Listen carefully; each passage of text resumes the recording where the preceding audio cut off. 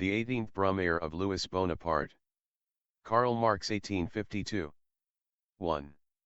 Hegel remarks somewhere, note that all great world historic facts and personages appear, so to speak, twice. He forgot to add, the first time as tragedy, the second time as farce. Cossadier for Danton, Louis Blanc for Robespierre, the Montaigne of 1848 to 1851 footnote 66 for the Montaigne of 1793 to 1795, the nephew for the uncle. And the same caricature occurs in the circumstances of the second edition of the 18th Brumaire. Men make their own history, but they do not make it as they please, they do not make it under self-selected circumstances, but under circumstances existing already, given and transmitted from the past. The tradition of all dead generations weighs like a nightmare on the brains of the living. And just as they seem to be occupied with revolutionizing themselves and things, creating something that did not exist before, precisely in such epochs of revolutionary crisis they anxiously conjure up the spirits of the past to their service, borrowing from them names, battle slogans, and costumes in order to present this new scene in world history in time-honored disguise and borrowed language. Thus Luther put on the mask of the Apostle Paul, the revolution of 1789 to 1814 draped itself alternately in the guise of the Roman Republic and the Roman Empire, and the revolution of 1848 knew nothing better to do than to parody, now 1789, now the revolutionary tradition of 1793 to 95. In like manner, the beginner who has learned a new language always translates it back into his mother tongue, but he assimilates the spirit of the new language and expresses himself freely in it only when he moves in it without recalling the old and when he forgets his native tongue. When we think about this conjuring up of the dead of world history, a salient difference reveals itself. Camille Desmoulins, Danton, Robespierre, Saint-Just, Napoleon, the heroes as well as the parties and the masses of the old French Revolution, performed the task of their time, that of unchaining and establishing modern bourgeois society in Roman costumes and with Roman phrases. The first one destroyed the feudal foundation and cut off the feudal heads that had grown on it. The other created inside France the only conditions under which free competition could be developed, parceled out land properly used, and the unfettered productive power of the nation employed, and beyond the French borders it swept away feudal institutions everywhere, to provide, as far as necessary, bourgeois society in France with an appropriate up-to-date environment on the European continent. Once the new social formation was established, the antediluvian colossi disappeared, and with them also the resurrected Romanism, the Brutuses, the Gracchi, the Publicolas, the tribunes, the senators, and Caesar himself.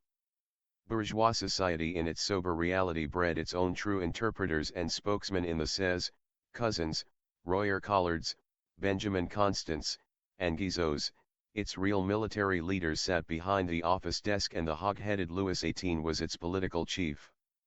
Entirely absorbed in the production of wealth and in peaceful competitive struggle, it no longer remembered that the ghosts of the Roman period had watched over its cradle. But unheroic though bourgeois society is, it nevertheless needed heroism, sacrifice, terror, civil war, and national wars to bring it into being. And in the austere classical traditions of the Roman Republic the bourgeois gladiators found the ideals and the art forms, the self-deceptions, that they needed to conceal from themselves the bourgeois limited content of their struggles and to keep their passion on the high plane of great historic tragedy. Similarly, at another stage of development a century earlier, Cromwell and the English people had borrowed from the Old Testament the speech, emotions, and illusions for their bourgeois revolution. When the real goal had been achieved and the bourgeois transformation of English society had been accomplished, Locke supplanted Habakkuk. Thus the awakening of the dead in those revolutions served the purpose of glorifying the new struggles, not of parodying the old, of magnifying the given task in the imagination, not recoiling from its solution in reality, of finding once more the spirit of revolution, not making its ghost walk again. From 1848 to 1851, only the ghost of the old revolution circulated, from Marist, the Republican and Gans John Republican in yellow gloves, who disguised himself as Old Bailey, down to the adventurer who hides his trivial and repulsive features behind the iron death mask of Napoleon. A whole nation, which thought it had acquired an accelerated power of motion by means of a revolution, suddenly finds itself set back into a defunct epoch, and to remove any doubt about the relapse, the old dates arise again, the old chronology, the old names, the old edicts, which had long since become a subject of antiquarian scholarship, and the old minions of the law who had seemed long dead. The nation feels like the mad Englishman in Bedlam, footnote 1, who thinks he is living in the time of the old pharaohs and daily bewails the hard labor he must perform in the Ethiopian gold mines, immured in this subterranean prison, a pale lamp fastened to his head, the overseer of the slaves behind him with a long whip, and at the exits a confused welter of barbarian war slaves who understand neither the forced laborers nor each other, since they speak no common language. And all this, sighs the mad Englishman, is expected of me, a freeborn Briton, in order to make gold for the pharaohs. In order to pay the debts of the Bonaparte family, sighs the French nation. The Englishman, so long as he was not in his right mind, could not get rid of his idée fixe of mining gold. The French, so long as they were engaged in revolution, could not get rid of the memory of Napoleon, as the election of December 10, 1848, when Louis Bonaparte was elected President of the French Republic by plebiscite was proved. They longed to return from the perils of revolution to the fleshpots of Egypt. Footnote 2, and December 2, 1851, the date of the coup d'état by Louis Bonaparte, was the answer. Now they have not only a caricature of the old Napoleon, but the old Napoleon himself, caricatured as he would have to be in the middle of the 19th century. The social revolution of the 19th century cannot take its poetry from the past but only from the future. It cannot begin with itself before it has stripped away all superstition about the past. The former revolutions required recollections of past world history in order to smother their own content. The revolution of the 19th century must let the dead bury their dead in order to arrive at its own content. There the phrase went beyond the content, here the content goes beyond the phrase. The February Revolution was a surprise attack, a seizing of the old society unaware, and the people proclaimed this unexpected stroke a deed of world importance, ushering in a new epoch. On December 2 the February Revolution is conjured away as a card-sharp trick, and what seems overthrown is no longer the monarchy but the liberal concessions that had been wrung from it through centuries of struggle. Instead of society having conquered a new content for itself, it seems that the state has only returned to its oldest form, to a shamelessly simple rule by the sword and the monk's cowl. This is the answer to the coup de main unexpected stroke of February, 1848, given by the coup d'état rash act of December, 1851. Easy come, easy go. Meantime, the interval did not pass unused. During 1848-51 French society, by an abbreviated revolutionary method, caught up with the studies and experiences which in a regular, so to speak, textbook course of development would have preceded the February Revolution, if the latter were to be more than a mere ruffling of the surface. Society seems now to have retreated to behind its starting point. In truth, it has first to create for itself the revolutionary point of departure, the situation, the relations, the conditions under which alone modern revolution becomes serious. Bourgeois revolutions, like those of the 18th century, storm more swiftly from success to success, their dramatic effects outdo each other, men and things seem set in sparkling diamonds, ecstasy is the order of the day, but they are short-lived, soon they have reached their zenith, and a long Katzenjammer Katzwinge takes hold of society before it learns to assimilate the results of its storm and stress period soberly.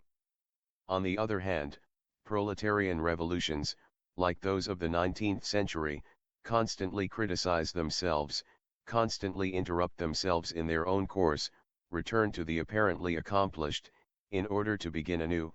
They deride with cruel thoroughness the half-measures, weaknesses, and paltriness of their first attempts, seem to throw down their opponents only so the latter may draw new strength from the earth and rise before them again more gigantic than ever, recoil constantly.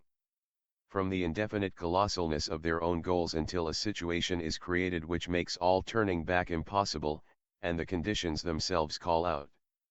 Hic rhodus, hic salta. Here is the rose, here dance. Footnote 71. For the rest, every fair observer, even if he had not followed the course of French developments step by step, must have had a presentiment of the imminence of an unheard-of disgrace for the revolution. It was enough to hear the complacent yelps of victory with which the Democrats congratulated each other on the expectedly gracious consequences of the second Sunday in May, 1852. Day of elections. Louis Bonaparte's term was expired. In their minds that second Sunday of May had become a certain idea, a dogma, like the day of Christ's reappearance and the beginning of the millennium in the minds of the Chileasts. Footnote 4. As always, weakness had taken refuge in a belief in miracles, believed the enemy to be overcome when he was only conjured away in imagination, and lost all understanding of the present in an inactive glorification of the future that was in store for it and the deeds it had in mind but did not want to carry out yet. Those heroes who seek to disprove their demonstrated incapacity by offering each other their sympathy and getting together in a crowd had tied up their bundles, collected their laurel wreaths in advance, and occupied themselves with discounting on the exchange market the republics in partibus, i.e., in name only, for which they had already providently organized the government personnel with all the calm of their unassuming disposition. December 2nd struck them like a thunderbolt from a clear sky, and those who in periods of petty depression gladly let their inner fears be drowned by the loudest renters will perhaps have convinced themselves that the times are past when the cackle of geese could save the capital. Footnote 5. The Constitution, the National Assembly, the dynastic parties, the blue and red Republicans, the heroes of Africa, the thunder from the platform, the sheet lightning of the daily press, the entire literature, the political names and the intellectual reputations, the civil law and the penal code, liberté, égalité, fraternité, and the second Sunday in May, 1852 all have vanished like a phantasmagoria before the spell of a man whom even his enemies do not make out to be a sorcerer. Universal suffrage seems to have survived only for the moment, so that with its own hand it may make its last will and testament before the eyes of all the world and declare in the name of the people itself, all that exists deserves to perish. From Goethe's Faust, Part 1. It is not enough to say, as the French do, that their nation was taken unawares. Nations and women are not forgiven the unguarded hour in which the first adventurer who came along could violate them. Such turns of speech do not solve the riddle but only formulate it differently. It remains to be explained how a nation of 36 millions can be surprised and delivered without resistance into captivity by 3 nights of industry. Let us recapitulate in general outline the phases that the French Revolution went through from February 24, 1848, to December, 1851. 3 main periods are unmistakable: the February period, the period of the Constitution of the Republic or the Constituent National Assembly, May 1848 to May 28, 1849, and the period of the Constitutional Republic or the Legislative National Assembly, May 28, 1849 to December 2, 1851. The first period from February 24, the overthrow of Louis Philippe, to May 4, 1848, the meeting of the Constituent Assembly. The February period proper may be designated as the prologue of the revolution. Its character was officially expressed in the fact that the government it improvised itself declared that it was provisional, and like the government, everything that was mentioned, attempted, or enunciated during this period proclaimed itself to be only provisional. Nobody and nothing ventured to lay any claim to the right of existence and of real action. All the elements that had prepared or determined the revolution, the dynastic opposition, the Republican bourgeoisie, the Democratic Republican petty bourgeoisie, and the Social Democratic workers, provisionally found their place in the February government. It could not be otherwise. The February days originally intended an electoral reform by which the circle of the politically privileged among the possessing class itself was to be widened and the exclusive domination of the aristocracy of finance overthrown. When it came to the actual conflict, however, when the people mounted the barricades, the National Guard maintained a passive attitude, The army offered no serious resistance, and the monarchy ran away. The republic appeared to be a matter of course. Every party construed it in its own way. Having secured it arms in hand, the proletariat impressed its stamp upon it and proclaimed it to be a social republic.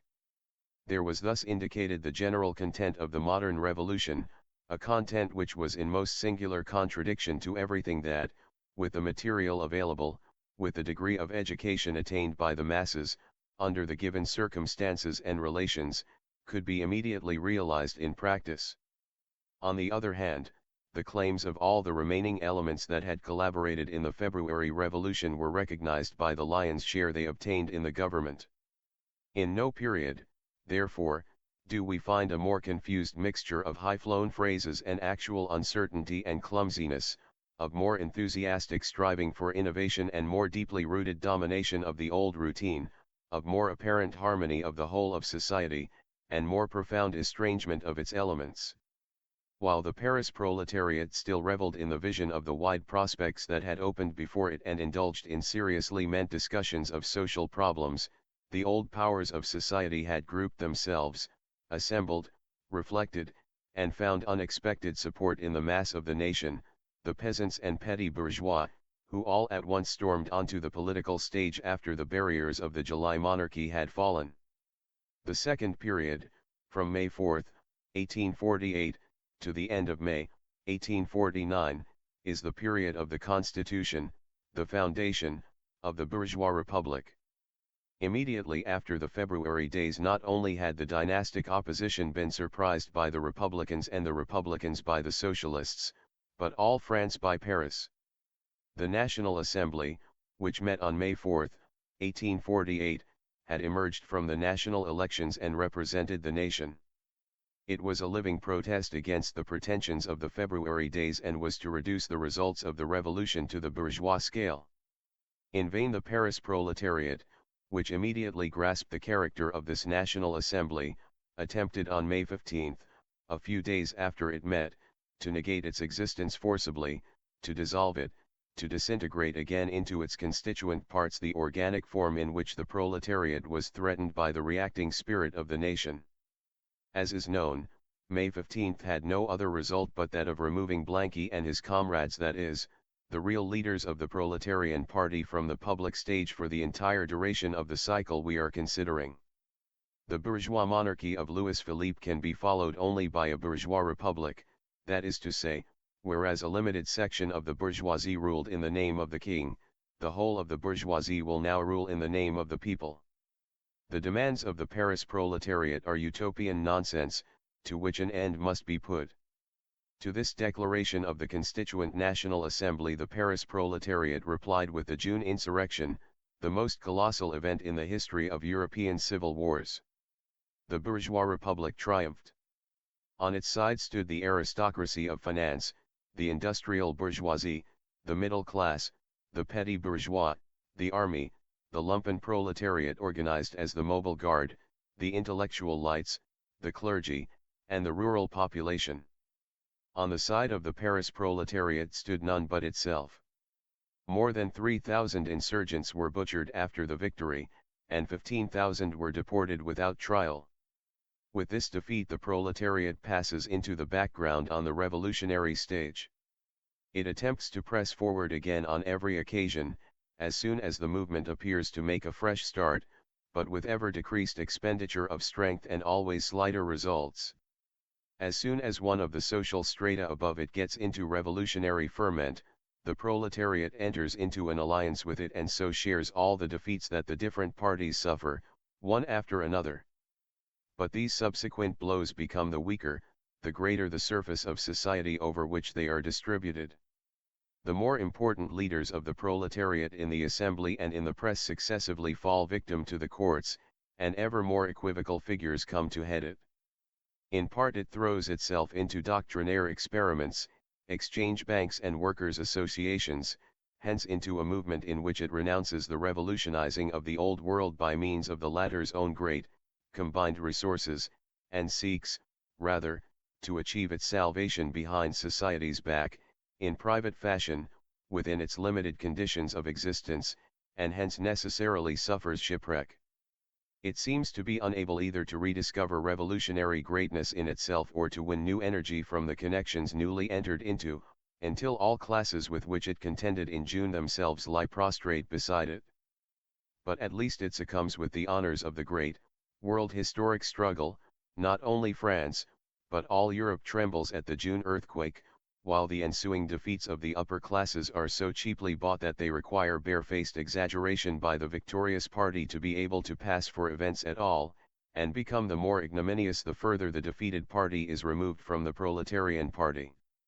The defeat of the June insurgents, to be sure, had now prepared, had leveled the ground on which the bourgeois republic could be founded and built, but it had shown at the same time that in Europe the questions at issue are other than that of republic or monarchy.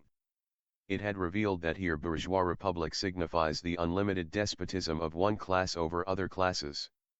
It had proved that in countries with an old civilization, with a developed formation of classes, with modern conditions of production, and with an intellectual consciousness in which all traditional ideas have been dissolved by the work of centuries, the republic signifies in general only the political form of revolution of bourgeois society and not its conservative form of life as, for example, in the United States of North America, where, though classes already exist, they have not yet become fixed, but continually change and interchange their elements in constant flux, where the modern means of production, instead of coinciding with a stagnant surplus population, rather compensate for the relative deficiency of heads and hands, and where, finally, the feverish, youthful movement of material production, which has to make a new world of its own, has neither time nor opportunity left for abolishing the old world of ghosts.